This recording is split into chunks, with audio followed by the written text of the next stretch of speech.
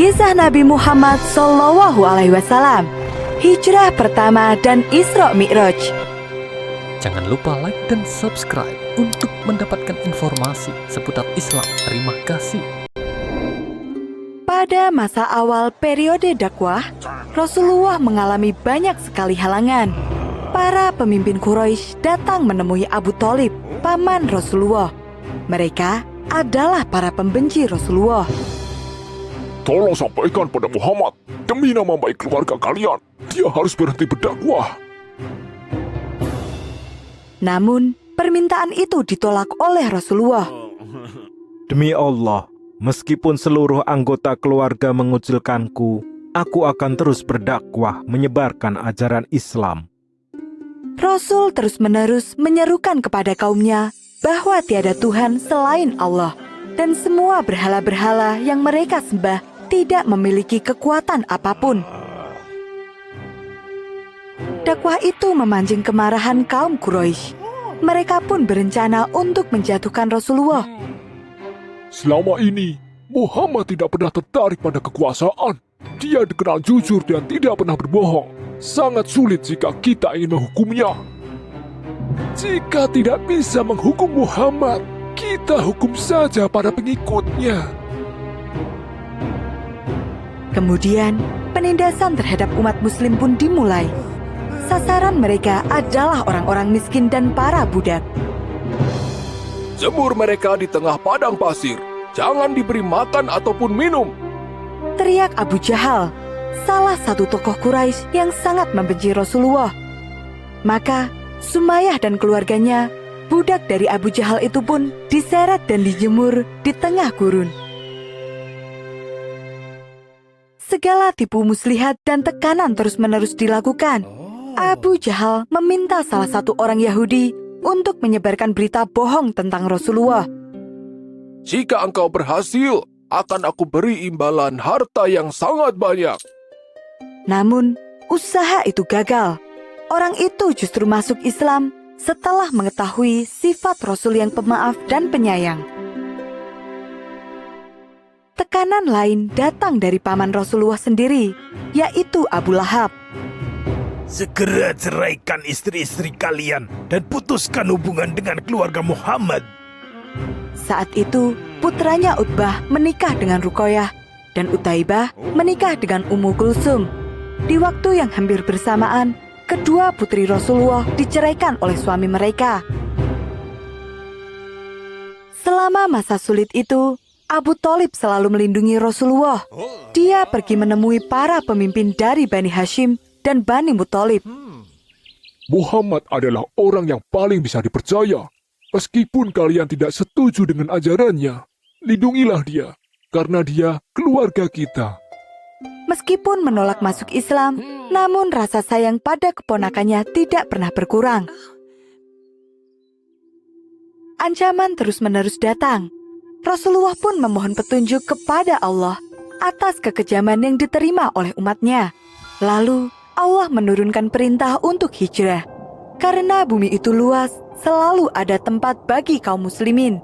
Rasulullah kemudian menganjurkan kaum muslim untuk hijrah ke Habasyah, negeri yang aman dan damai, dipimpin oleh Raja Najasyi yang adil dan bijaksana. Rombongan pertama yang pergi berjumlah 15 orang, termasuk Utsman bin Affan bersama istrinya Ruqayyah, putri Rasulullah. Mereka pergi secara diam-diam pada malam hari, agar tidak ketahuan oleh kaum Quraisy. Kapal ini akan mengantarkan kita ke Habasyah. Kemudian, mereka menumpang sebuah kapal. Dialah yang memimpin kelompok tersebut. Kaum Quraisy mengetahui kejadian itu, namun semua sudah terlambat. Celaka, mereka berhasil lolos. Mulai saat ini, tidak akan ada ampun lagi bagi mereka. Setelah itu, penindasan terhadap kaum muslimin semakin parah. Mereka dikucilkan dari semua kegiatan sosial, termasuk pekerjaan, perdagangan, hingga pernikahan. Akhirnya Rasulullah memerintahkan kaum muslimin untuk kembali hijrah ke Habasyah. Rombongan kedua yang berangkat berjumlah 101 orang dan dipimpin oleh Ja'far bin Abi Thalib. Kali ini, kaum Quraisy tidak tinggal diam.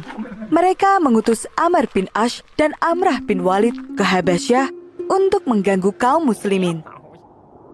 Bawalah harta benda ini sebagai hadiah. Kalian harus membuat Raja Najasyi mengusir kaum muslimin itu. Amr bin Ash menghasut Raja Najasyi dengan mengatakan bahwa Islam adalah ajaran yang sesat karena tidak mengakui Tuhan-Tuhan nenek moyang. Mereka juga berusaha membujuk dengan bermacam-macam hadiah. Namun, Raja Najasyi tidak percaya begitu saja. Aku akan mendengarkan pendapat dari kedua belah pihak. Dia kemudian memanggil salah satu perwakilan kaum muslimin. Dalam kesempatan itu, Ja'far bin Abu Thalib berperan sebagai juru bicara. Dia menjelaskan apa itu Islam dengan sangat baik kepada sang raja. Dan ketika dia membacakan surat Maryam, Raja Najasyi menangis. Sesungguhnya, ini dan yang dibawa Isa benar-benar keluar dari satu cahaya yang sama. Sejak saat itu, kaum muslimin di Habasyah bisa beribadah dengan aman. Berbanding terbalik, Rasulullah dan para sahabat yang masih bertahan di Mekah semakin terpojok. Hei, ambilkan aku kotoran kambing. Para sahabat Abu Jahal memenuhi permintaan itu. Apa yang akan kamu lakukan dengan ini? Aku akan memberikannya pada Muhammad. Kemudian, Abu Jahal berjalan mendekati Rasulullah yang sedang sholat. Dan ketika Rasul sujud, Abu Jahal meletakkan kotoran itu di antara bahu Rasul.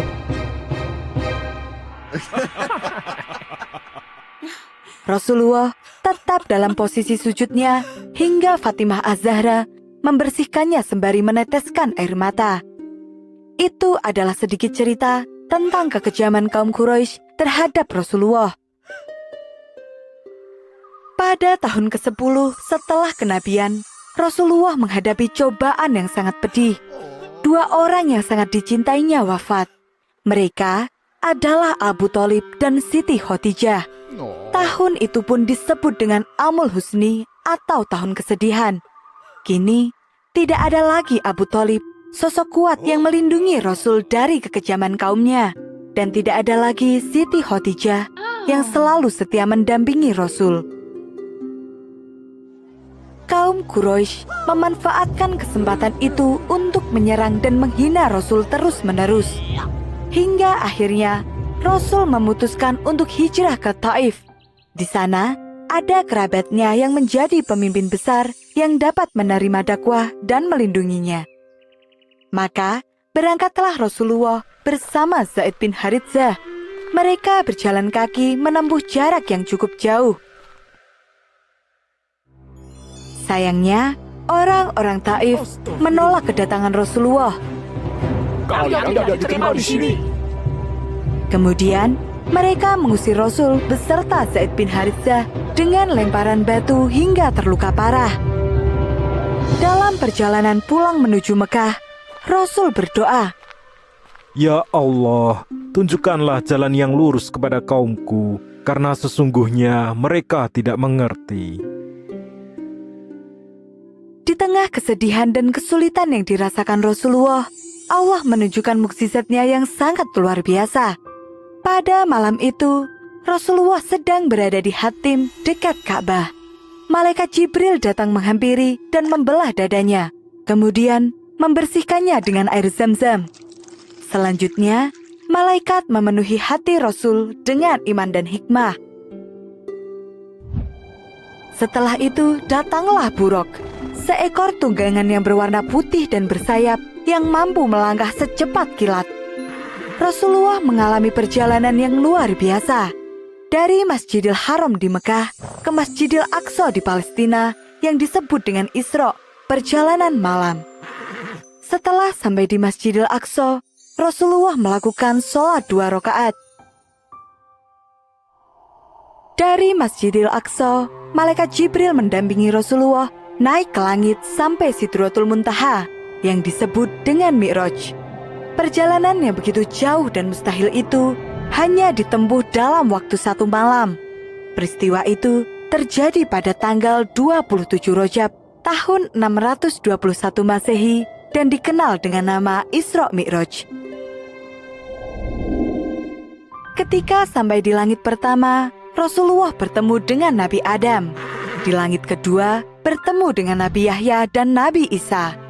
Kemudian, di langit ketiga hingga ketujuh, bertemu dengan Nabi Yusuf, Nabi Idris, Nabi Harun, Nabi Musa, dan Nabi Ibrahim. Kemudian Rasul bertemu dengan Allah Subhanahu wa Ta'ala. Aku memenuhi panggilanmu, wahai Tuhan. Banyak sekali karunia yang diberikan oleh Allah Subhanahu wa Ta'ala kepada Rasulullah. Di antaranya, 1. Allah menjadikan Rasulullah sebagai kekasihnya. 2. Menjadikan umat Islam sebagai golongan pertama yang dibangkitkan dari kubur dan pertama dihisab. 3. Diberi 8 kebaikan, yaitu Islam, hijrah dari Mekah ke Madinah, jihad, sedekah, sholat, puasa Ramadan, memerintah kebaikan, dan melarang keburukan. Allah juga menjadikan Rasulullah sebagai penutup bagi para nabi, serta memberikan perintah penting, yaitu sholat 50 kali. Selesai berdialog dengan Allah, Rasul kembali turun. Dalam perjalanan, Rasul kembali bertemu dengan Nabi Musa di langit keempat. Dia bertanya apa yang diperintah oleh Allah. Kemudian, Rasul menjawab, perintah sholat 50 kali. Maka engkau dan umatmu tidak akan mampu mengerjakannya. Kembalilah kepada Tuhanmu dan mintalah keringanan bagimu. Rasul kembali menemui Allah dan memohon keringanan. Allah menurunkannya menjadi 40 kali. Namun, 40 kali masih dirasa berat, dan Rasul pun kembali memohon keringanan. Hingga akhirnya, kewajiban sholat berubah menjadi 5 kali. Selain mengunjungi surga, Rasulullah juga diajak melihat neraka. Rasul bertemu dengan Malaikat Malik, sang penjaga pintu neraka.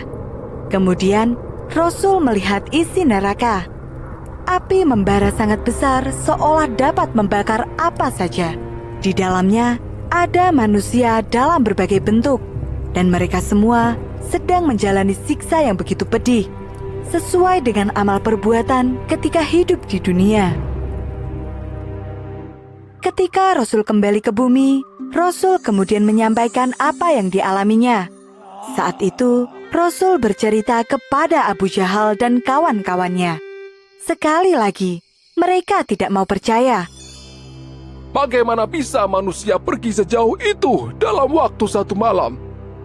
Apa yang engkau katakan itu mustahil bisa terjadi. Kabar tentang peristiwa Isra Mi'raj itu pun segera tersebar ke seluruh penjuru kota Mekah. Dan Abu Bakar, salah satu sahabat sekaligus tokoh besar, menyatakan bahwa dia percaya pada semua yang dikatakan Rasulullah. Karena itulah Abu Bakar mendapat gelar Asy-Syiddiq yang mempunyai arti membenarkan. Iman dan takwa kaum muslimin pun semakin meningkat. Namun, perjuangan mereka melawan kaum Quraisy masih panjang.